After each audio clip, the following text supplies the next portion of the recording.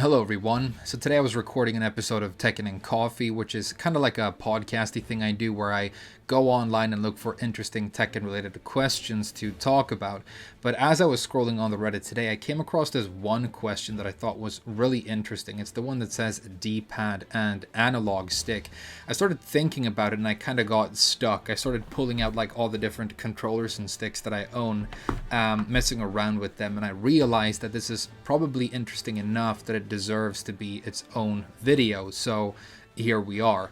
Now, this is definitely the kind of thing that people worry about. I remember one of the first YouTube videos I ever made was on how I tend to like grip and hold a pad or a stick when I play Tekken, and it's to this day one of my most viewed videos, and it still gets views now, even though it's very old and terrible quality and all the rest of it. So it is something people think about, and I think especially new players, finding the right controller can feel very important, and it's also a big money investment, so it really matters in that sense. Now, I want to show you a couple of different examples and get into some of the technical aspects of how this works, but there's just something we need to get out of the way first. When we talk about these things, there's a question that always comes up. You see it online all the time, so I just want to get that out of the way before we talk about some stuff that I think is more interesting. And it's this question of, can I become very good on pad, or do I need a stick? Is one option superior to the other? And some variation of that question, right? So my take on it is this: you can become one of the absolute best players in the world using either option, and there's solid proof for that being true. The reason you see most of the absolute top level players play on stick has more to do with fighting game origins and fighting game culture. It's a fun and interesting part of fighting games that goes back to the arcade, which is where a lot of these veterans picked up the games for the first time and played with their friends. And so for them, emulating the arcade experience at home is a big part of it, and I think that's why many of them tend to play on stick. But there are many examples of absolute top players who play on pad as well. I play on both, but I prefer the pad more and more, and I actually feel like these days my inputs are more natural on pad, but it's probably because it's the option I'm more used to. So there you go. That's my take on that. But let's move on to this very interesting question and talk about this. So the question that this person is asking, it's basically a pad player who, after using pad for a while, realized that most pad players, or all pad players more or less, use a D-pad for movement, but he uses the analog stick. Now, should he use the D-pad instead? Is it wrong to use the analog stick? The short answer to that is I definitely think you should use a D-pad over an analog stick. And I'm not just saying that. This actually ties into the technical aspects, which I'm not an expert on, of how these things actually work internally. But if we pick up for now my DualShock 4.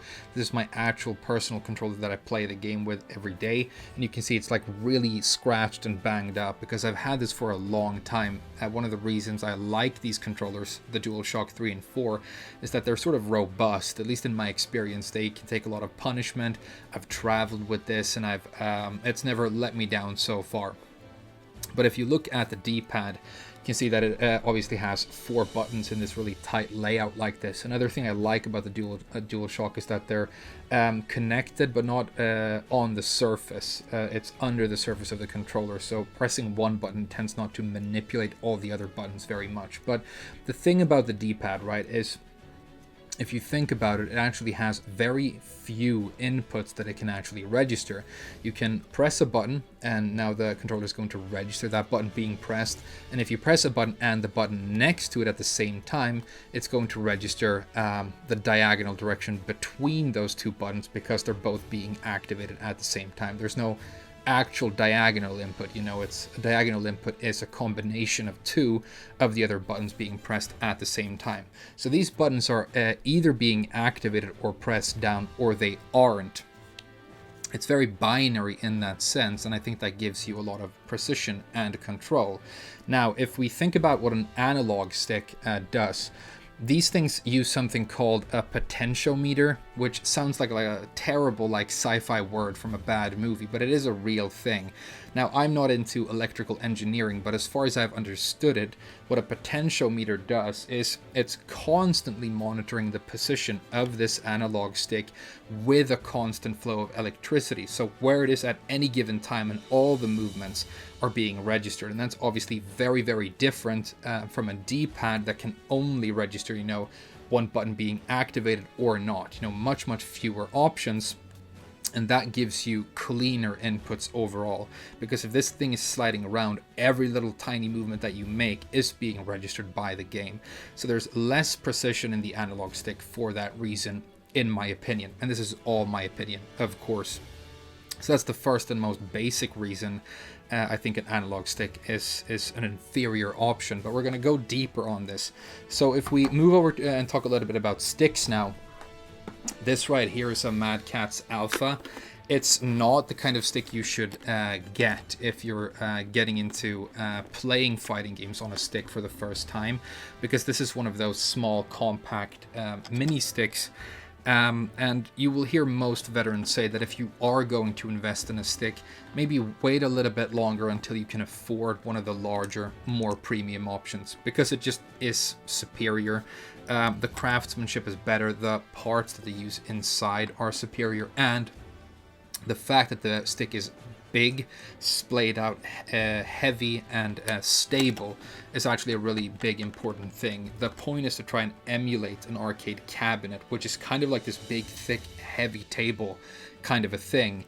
And kind of a far cry from this right here, but I will say that these small mini compact sticks are definitely not bad products. Like if you're going to a friend's house or you have to travel and you want to take something with you, this works fine. It will do you proud. Another one that I used that is extremely similar to this, it was almost difficult to tell them apart except for the color, was the Hori Mini 3, which worked fine as well. So if you are a stick player already and you just want something small and easy that you can move around with, this is fine, but it is crowded and it is overall inferior to a larger, more premium stick. I'm going to show you one of my favorites a little bit later.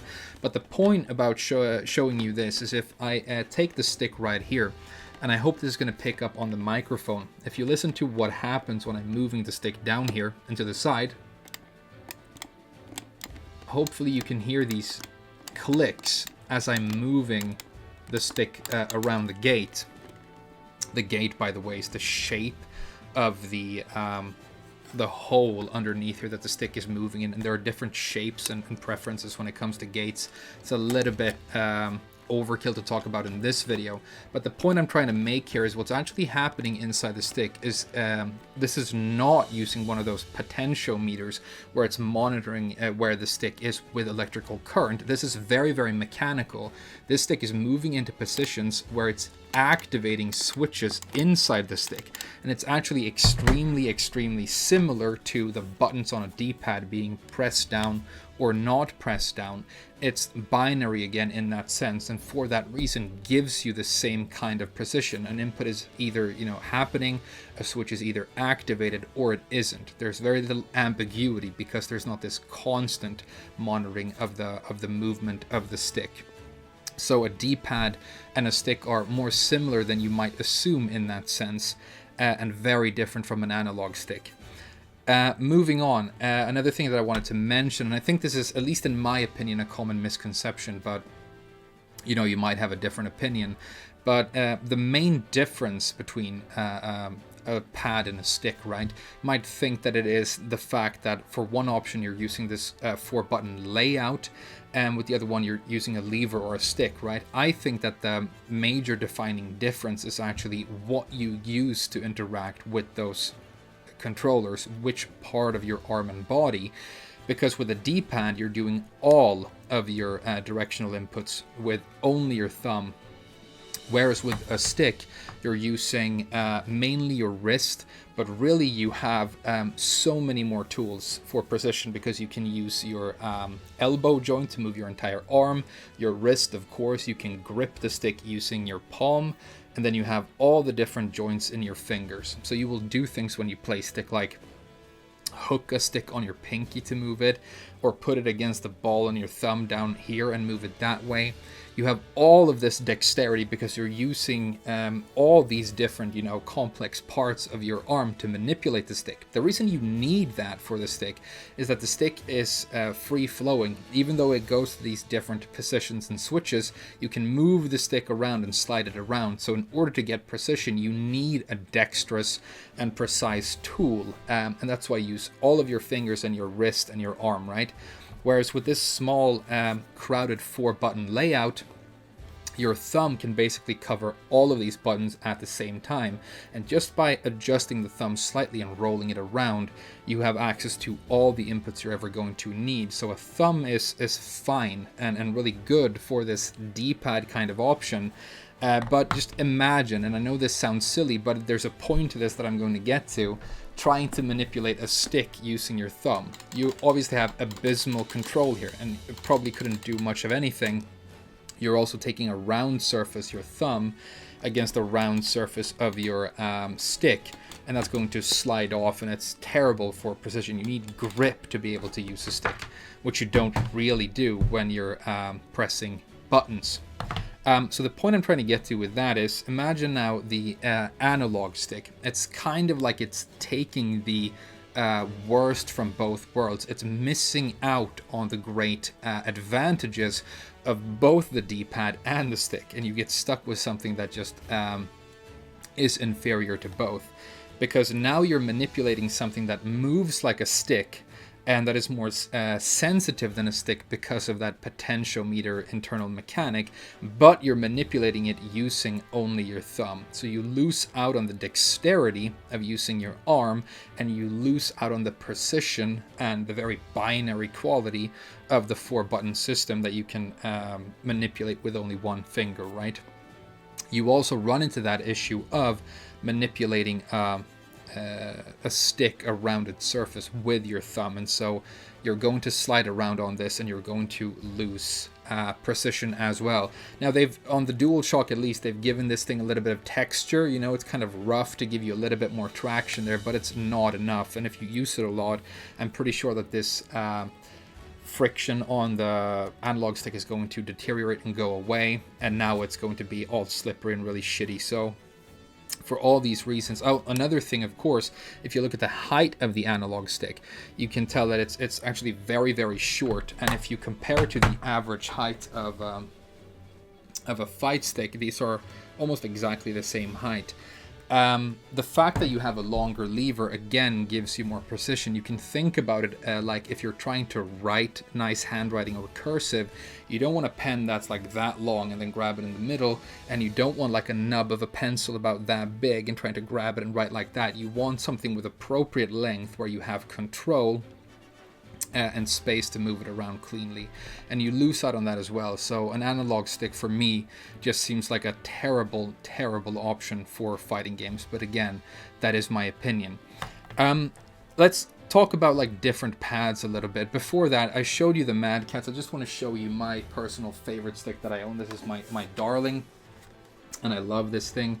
Again, this is not endorsed, I don't do sponsors or anything like that, but this is a Hori Real Arcade Pro Hayabusa, and I really love this stick. I've used it for a long time, and again, it's never let me down. So Hori, if you are looking at getting into sticks and stuff like that, is a maker that I can get behind, because every product of theirs that I've ever used has worked really well. They use good parts, they source good parts, and they make solid stuff. So it's a personal recommendation if you're thinking about different brands. They really work. If you compare this to the smaller stick that we were looking at earlier, of course it's bigger, it's much heavier, and there's much more space for the buttons and the stick to be more spread out, which makes it much more ergonomic to use. It's also going to be stable if you put it on a surface or even on your lap, because the stick is heavy and stable and large. What you tend to do is put your arms like this, like if you're on a cabinet, and the only things that should really be moving are, the fingers that you're using for your attack buttons, and then, the wrist to manipulate the stick for the most part. With a smaller stick like this, when you're moving the stick around, this whole thing is going to be moving around and sliding around in your lap, and you're also having your hands crowded, and they have less space to move independently. So that's, one of the disadvantages of a smaller stick like this, even though it's useful for like casual play, of course. And these things have all kinds of clever stuff, like, important buttons being placed on different parts where you can't randomly, press them by mistake so that you accidentally get disqualified in the middle of a tournament. It's really tied into, and it embodies a lot of fighting game culture and love, and that's why we love sticks and why they're so much fun, even though these days I'm pretty much almost exclusively a pad player. Now, getting into different kinds of pads a little bit, when I say I think pad is an extremely good option for playing Tekken and fighting games that I can really recommend, let me have a quick drink here. It's the titular Tekken and Coffee, even though this isn't going to turn into an episode of that show. What I'm talking about when I say this is a very specific pad. I'm talking basically about DualShock 3 and DualShock 4 for PlayStation. I haven't used that many different options. I have used a couple. We're going to talk about one in a little bit. But I've never used anything that comes close to the comfort and precision of a DualShock controller. It's still an expensive option. If you go and buy one of these new, it's probably going to be, I don't know, in US dollars, maybe $50. Here in Japan, they go for about 6,000 yen when they're new. But if you compare that to, premium third-party controllers or a good stick, that is still cheaper. You get one of the official cables. You don't want to get like a mini-B charger cable because that's not going to connect well. It's going to disconnect here. And if you're playing on PC, that's a big problem. But you use that and you plug it into your PC and you can use the controller and play really well right away. So I love this controller, and I've never used anything that I think comes close to it, even though if you put a lot of time into your personal favorite pad or controller or stick, that's probably always going to be the option that you're best with. I want to show you something right now, another product that I own. This is the Razer Lion or Ryan fight pad for PlayStation 4 by Razer. And if you look on the back here, you can see, I don't know if it's picking up, but that's Mark Julio, Markman. Now, I want to say that I really respect and have a lot of love for Markman. I've never met him, but when I was getting into Tekken, this community in Tekken culture was kind of dying. It was really dark, and it was difficult to get excited about getting into this game. And I feel like back then, Markman was really a person who put the Tekken community in this game on his back a little bit and helped get people, excited about this game and its culture. And I think he carried that into Tekken 7. So if I ever meet him, I want to thank him for that, because I think he did a huge service for the community. But, in my opinion, he's also obviously crossed over a little bit to the dark side because he works inside the industry right now and he takes paychecks from these companies, which means that, he's part of that machinery as well. And his face is on this thing and he's officially endorsing it. The blurb says, the Razer Ryan gives the type of control and consistency that I need when playing fighting games. Great comfort and response with the D-pad and action buttons. I can just enjoy the game and focus on hitting my combos. Now, the reason this blurb and this endorsement is complete fucking bullshit and means absolutely nothing is, of course, Markman is wearing Razer gear in this photo, and then it says Mark Julio, fighting game product and community lead for Razer. So it's a blurb and an endorsement for somebody who's working for the company and selling the very product that his face is being printed on, which is a weird way to do a blurb and endorsement. In my opinion, it means absolutely nothing because of the fact that he works for this company. But what I will tell you about the Ryan and products like this is, in terms of playing Tekken with this, I think it's nearly completely fucking useless. And that doesn't mean that I think this is like a low quality or a dumb product. It's actually I mean, some very decent craftsmanship has obviously gone into this. And if you look at the button layout, they've actually done some pretty clever things here, because you can tell that unlike the layout of a DualShock, it has extra buttons next to the standard for PlayStation buttons here, which gives you the exact same layout that you would have on a fight stick. So if you're playing with a claw grip, where your fingers are pressing the buttons the way they would if you were playing on a stick, and you're used to that, you can adapt that grip style and play style when using this. So it's actually a really clever idea.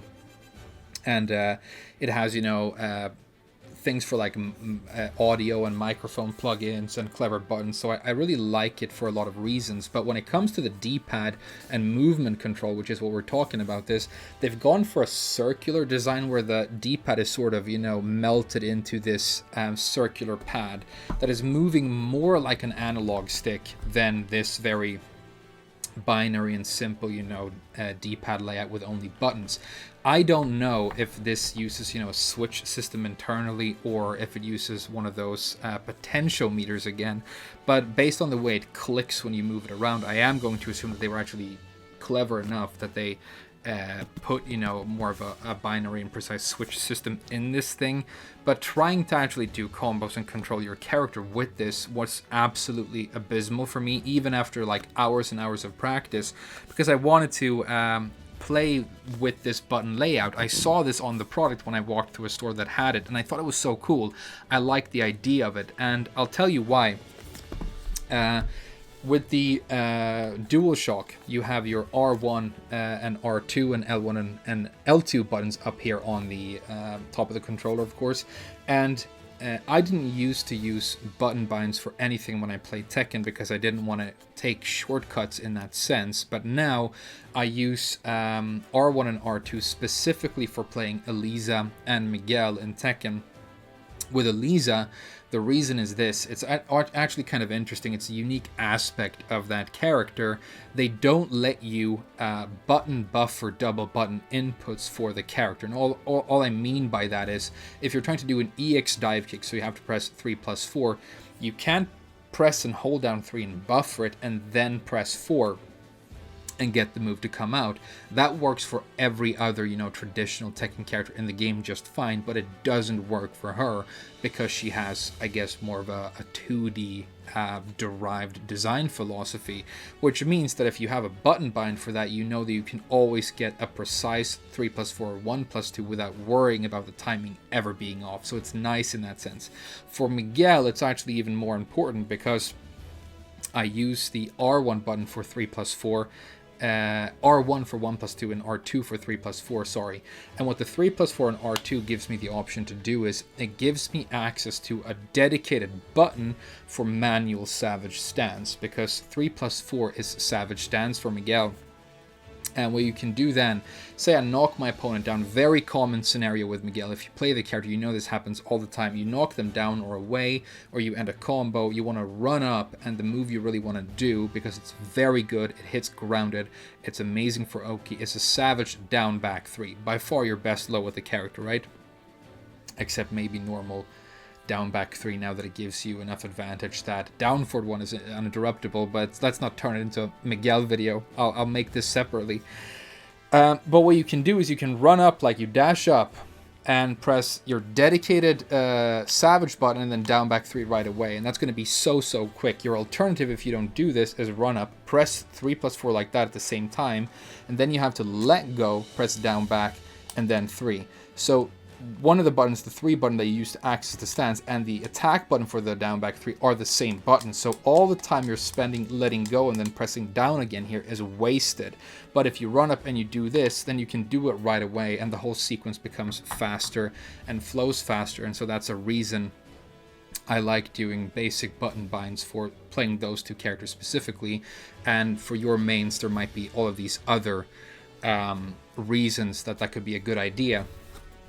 But I play with a claw grip, so if I'm playing with a claw grip and this is my grip right here, how am I going to reach and access these two buttons up here? Well, what I do right now, if I look at my hands, it's subconscious, but I started watching my hands and what I actually do when I play. What happens is I change my grip to a traditional controller grip, and when I want to use these buttons, and I move back. So I'm switching between these two modes, or these two grips, all the time when I'm doing combos, if I want to access these button binds, which works fine. But when I saw this, I'm like, wow, I could do my claw grip and access my buttons up here without ever having to change my grip, and that's probably going to give me, speed and precision, and that could work really well. So that's a clever design choice, and I like that. It's just that this D-pad compared to a DualShock had no precision for me, and when I was trying to do things like it's fine for like a basic character like maybe Lars or Miguel, but playing Elisa where you have to do these DPs and circles and half circles and 3/4 circles and stuff like that, the precision on this was pretty much useless. And so I just think it's because this is much more expensive than a DualShock. I don't know how much I spent on it, but I think it was something like $150 or more. I could be misremembering that, but I know it was over $100.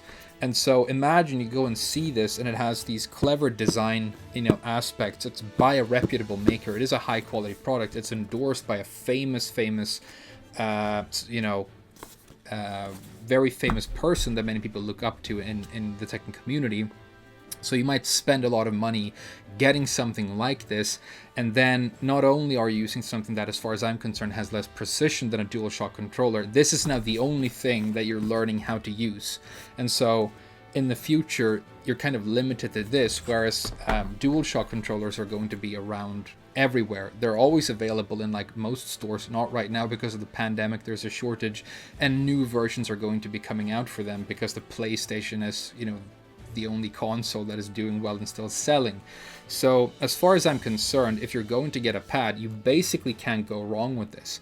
And most pad players in the world, like when I talked about those top level players I know who play on pad, this is what they're using: DualShock 3, DualShock 4, and basically nothing else as far as I know.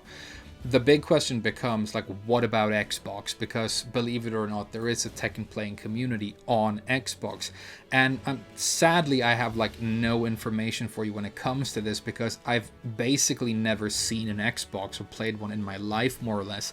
Not many people have. And when I try to like imagine what an Xbox controller looks and feels like right now in my mind, I can't even picture what it's like. So I looked at some pictures, and it's very difficult to tell whether or not that could be a good precision pad for playing high-level Tekken. Probably, if you use it and you practice a lot, and it obviously interacts well with your PC, because it's a Microsoft product, and when you play on Steam, it's still assuming that you're using an Xbox controller with the buttons, which is stupid, because I think basically everybody is using this. But what this all comes down to is, if you want to play on pad and it's a fine and great option, I think you should, the only thing I can guarantee works, I should say, based on experience, is this. And if you're going to use it, definitely use the D-pad and not the analog stick, and then figure out a grip for the attack buttons that works best for you. And if you're going to get a stick, try and hold off if you need to until you have enough money to buy something with a little bit more quality. Because it's going to last longer, it's going to work better, and it's going to have more precision and stability in the long run.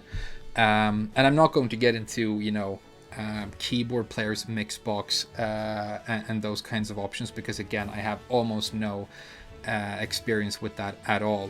All I can say is that the idea of playing on keyboard or mouse and keyboard seems very outlandish to me, and it's difficult for me to imagine it ever being a very good option. But you do have that really great thing again with a keyboard or a Mixbox, where you can get really good precision the same way, because of the binary quality of a D-pad, that people can do these really crazy, like easy electrics by holding down certain buttons and then pressing other buttons in sequence. But there you go.